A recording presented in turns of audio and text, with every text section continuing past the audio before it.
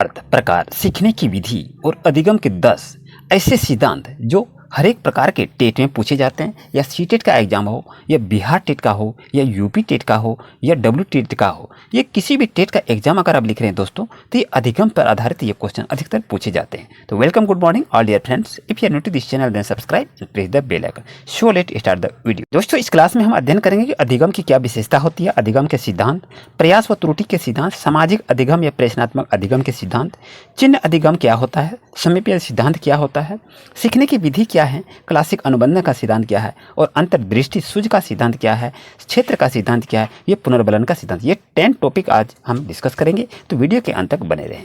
दोस्तों, अधिकतर देखा जाता है कि मनोविज्ञान में सीखने से तात्पर्य सिर्फ उन्हीं परिवर्तनों से होता है जो अभ्यास या प्रैक्टिस या अनुभव, जिसको एक्सपीरियंस के कारण होते हैं। अगर कोई व्यक्ति प्रैक्टिस करता है, एक्सपीरियंस करता है, वो अपने आप को सीख जाता है, तथा सामान्यतः ऐसे परिवर्तन का उद्देश्य व्यक्ति को अपने वातावरण में समायोजन करने के मदद भी होता है, जो कि अधिगम के अर्थ और स्पष्ट रूप से समझने के लिए अधिगम की परिभाषाओं को विभिन्न प्रकार के शिक्षाविदों ने अलग अलग प्रकार से दिए हैं। तो आइए उसको भी जानते हैं। जैसे देख रहे हैं दोस्तों कि वुडवर्थ ने क्या कहा था कि नवीन ज्ञान और नवीन प्रतिक्रियाओं को प्राप्त करने की प्रक्रिया को सीखने की प्रक्रिया है। क्रॉनबेक ने कहा था कि सीखना अनुभव और परिणाम स्वरूप व्यवहार में परिवर्तन द्वारा व्यक्त होता है। तो थॉर्नडाइक का क्या कथन था, उपयुक्त अनुक्रिया के चयन तथा उसे उत्तेजना से जोड़ना को अधिगम कहते हैं। यानी विभिन्न प्रकार के शिक्षाविद ने अपनी परिभाषा को अलग अलग ढंग से दिए हैं।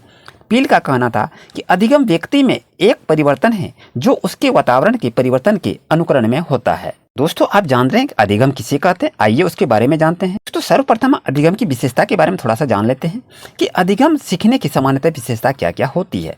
तो अधिगम जीवन पर्यंत चलने वाली प्रक्रिया है। अधिगम एक सार्वभौमिक प्रक्रिया है। ऐसे भी क्वेश्चन आपके टेग में रहेंगे तो वो आपका आंसर सही रहेगा।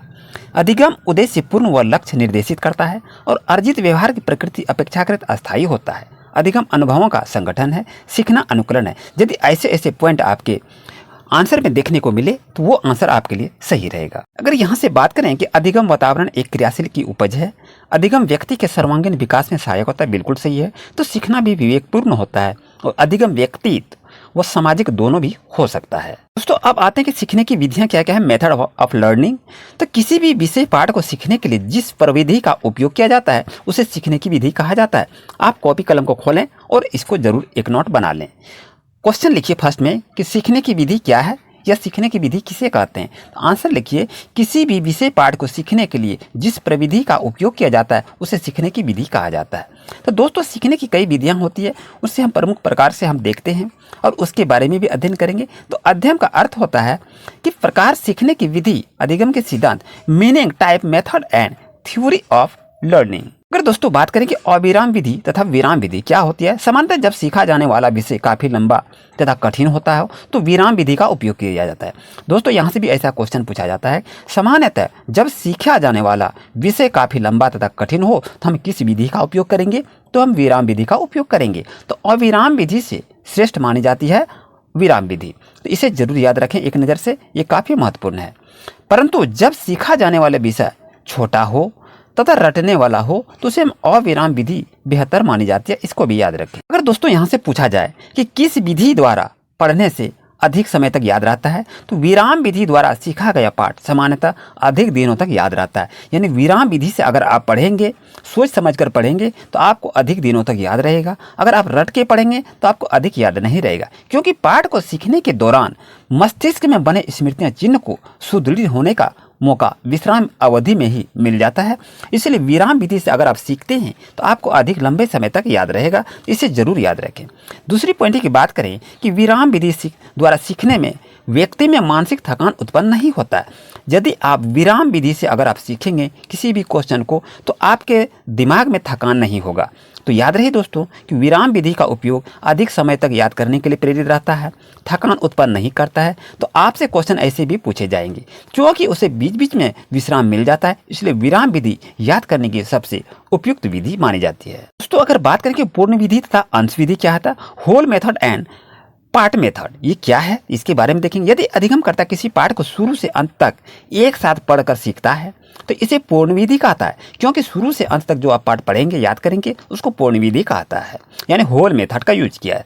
परंतु जब आप वह पाठ को अपनी सुविधा अनुसार कुछ भागों में बांटकर प्रत्येक अंश को एक दूसरे के बाद सीखते हैं तो इसे हम अंश विधि कहते हैं। क्योंकि इस पाठ में हम थोड़ा थोड़ा करके सीख रहे हैं, इसलिए इसको अंश विधि कहता है। तो अंश विधि तथा पूर्ण विधि दोनों ही लाभदायक हैं, परंतु विशेष परिस्थिति के अनुसार एक विधि दूसरे से श्रेष्ठ मानी जाती है। तो दोनों में से कौन सी विधि अधिक लाभदायक होगी, यह भी निम्नलिखित कारक पर निर्भर करता है। दोस्तों, मनोविज्ञानिक द्वारा अधिगम के कई प्रकार का वर्णन किया है। तो असुबेल ने सीखने के निम्नलिखित प्रकार बताए हैं कि अभिग्रहण सीखना, अन्वेषण सीखना, रटकर सीखना, अर्थपूर्ण सीखना, यानी reflective learning, explorative learning, road learning और मीनिंगफुल लर्निंग, ये सब इस्तेमाल किए जाते हैं। अब दोस्तों देखेंगे अधिगम के सिद्धांत क्या क्या है, उसके बारे में जानते हैं। ये देख रहे हैं दोस्तों, ये आपका है क्लासिक अनुबंध का सिद्धांत।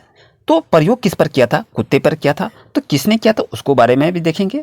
ये भोजन के उत्पन्न पर लार का प्रयोग करता है, और लार क्या है, स्वाभाविक क्रिया है। तो घंटी से उत्पन्न लार ये अनुबंधित क्रिया है, इस चीज को भी याद रखें। क्योंकि ये कुत्ता और ये घंटी से इसको भोजन की प्राप्ति कैसे होती है, ये क्लासिक अनुबंध सिद्धांत पर कार्य करती है। क्लासिक अनुबंध का सिद्धांत किसने दिया था, तो पावलोव ने दिया था, इसे याद रखें। प्रयोग किस पर किया था, कुत्ते पर किया था। तो कब किया था, 1904 में किया था। तो अनुबंधन का जनक भी कहा जाता है। चिकित्सा में नोबेल पुरस्कार प्राप्त करने वाले प्राइज किसको मिला था, तो पावलोव को मिला था, इसे भी याद रखें। दोस्तों याद रहे कि पावलोव के सिद्धांत को अन्य नामों से भी जाना जाता है। वो सिद्धांत के अन्य नाम क्या है, प्राचीन अनुबंध का सिद्धांत, शास्त्रीय अनुकूलन का सिद्धांत, संबद्ध प्रत्यावर्तन का सिद्धांत, अनुकूलित अनुक्रिया का सिद्धांत। दोस्तों अगर ये बात करें प्रयास व त्रुटि का सिद्धांत, जिसको उद्दीपन अनुक्रिया का सिद्धांत भी कहा जाता है, तो इसको किसने प्रतिपादित किया था, इसमें थॉर्नडाइक ने दिया था कि उद्दीपन की अनुक्रिया उसने बिल्ली पर प्रयोग किया था। तो इसके जनक कौन है, इसके जनक थॉर्नडाइक हैं, जो बिल्ली पर प्रयोग किया था। थॉर्नडाइक के सिद्धांत के अन्य नाम से भी जानते हैं। प्रयास व त्रुटि का सिद्धांत अगर पूछा जाए किसने दिया था, तो आंसर का थॉर्नडाइक ने दिया था। उद्दीपक अनुक्रिया का सिद्धांत किसने दिया था, आंसर होगा थॉर्नडाइक ने दिया था। बंध का सिद्धांत किसने दिया था, तो थॉर्नडाइक ने दिया था। और संयोजन का सिद्धांत किसने दिया, तो थॉर्नडाइक ने दिया था। इसे जरूर याद रखें। अगर यहाँ से बात करें कि संयोजन का सिद्धांत, संबंध का सिद्धांत, एसआर थ्योरी का सिद्धांत, प्रयत्न व भूल का सिद्धांत किसने दिया था, तो थॉर्नडाइक ने दिया था। एक नज़र से देखते हैं कि थॉर्नडाइक के सीखने के सिद्धांत के प्रमुख तत्व क्या हैं। तो उसको नीड होना चाहिए, तत्परता होना चाहिए, प्रैक्टिस होना चाहिए, और इसमें से प्रोत्साहन होना चाहिए, जो कि थॉर्नडाइक के सीखने के ये सिद्धांत में आते हैं। तो आपके से क्वेश्चन भी पूछा जाएगा थॉर्नडाइक के सीखने के कौन से सिद्धांत नहीं आते हैं, तो इनमें से ये ऑप्शन नहीं दिया जाएगा। इस 4 ऑप्शन को आप जरूर याद रखें। एक नज़र से देखें कि थॉर्नडाइक के अनुसार सीखने की प्रक्रिया में निम्नलिखित सोपान सम्मिलित है। तो चालन अभिप्रेरक, लक्ष्य, लक्ष्य प्राप्ति में बाधा, उल्टे सीधे प्रयत्न, संजोग व सफलता में प्राप्त होना, और सही अनुक्रिया का सिद्धांत और स्थिरता इसमें दी जाती है। तो आप जान रहे हैं कि थॉर्नडाइक के सीखने के नियम क्या हैं। तो मुख्य नियम है उसका तत्परता का नियम, अभ्यास का नियम और प्रभाव का नियम। और उसमें से देखें गौण नियम क्या है, तो बहु अनुक्रिया का नियम, मनोवृत्ति का नियम, उसके बाद देखें आंशिक क्रिया का नियम और सादृश्यता या आत्मीयता का नियम, इसे आप याद रखें। और इसके बाद साहचर्यता, स्थानांतरण का भी नियम को दिखी जाती है। अब यहाँ बात करें क्रिया प्रसूत अनुबंध का सिद्धांत किसने दिया था, तो यहाँ पर देखिए स्पीकर है, भोजन है और प्रकाश है। तो दोस्तों इसका प्रयोग किसने किया था, इसके बारे में बताएंगे, लेकिन ये चूहे पर प्रयोग किया था, इस चीज़ को आप जरूर याद रखें। और इसके प्रतिपादन कौन थे, ये देखिए विद्युत आल है, और ये देखते हैं लीवर है। ये क्रिया प्रसूत अनुबंध के सिद्धांत पर ये कार्य करती है। तो इसके प्रतिपादन करने वाले कौन थे, ये स्किनर साहब थे। स्किनर से स्किन होता है, स्किन पर प्रयोग किया था चूहे ने, तो इसको याद रखेंगे। यानी चूहे पर किस वैज्ञानिक ने प्रयोग किया था अधिगम का सिद्धांत को, तो याद रखिएगा स्किनर, क्योंकि स्किन से होता है चमड़ा होता है, त्वचा होता है। तो किसका चमड़ा, चूहे का त्वचा, तो स्किनर ने चूहे पर प्रयोग किया था। एक नज़र से इसको जरूर याद रखें। इसके अन्य नाम से भी जाने जाते हैं, जिसके साधनात्मक अनुबंधन का सिद्धांत भी कहता है, इस चीज को याद रखें। या तो क्रिया प्रसूत अनुबंधन का सिद्धांत या आपका साधना अनुबंध का सिद्धांत भी कहा जाता है। तो अगर यहाँ से बात करें कि अंतर्दृष्टि व सूझ का सिद्धांत, तो कोहलर का सूझ का सिद्धांत था, कोहलर का अंतर्दृष्टि का सिद्धांत था।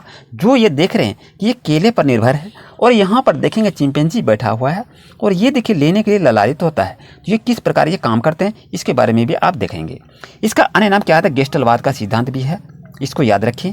और यहाँ देखें इसका बर्दिमार एंड गेस्टलवादी कोहलर का भी इसे कहा जाता है, इस चीज को आप याद रखें। इसने चिंपैंजी पर प्रयोग किया था, तो कोहलर की पुस्तक है जिसको चिंपैंजी की मानसिकता पर आधारित है, तो उसमें इसे यह वर्णन किया था। अगर दोस्तों बात करें कि अंतर्दृष्टि व सूझ को प्रभावित करने वाले कारक कौन कौन से हैं, तो आयु, वृद्धि, अनुभव, प्रत्यक्षीकरण व कल्पना है। मिलते हैं दोस्तों न्यू क्लास में न्यू अपडेट के साथ, न्यू नोट्स के साथ। आज का क्लास कैसा रहा वीडियो को पाते ही कमेंट करें। Thank you.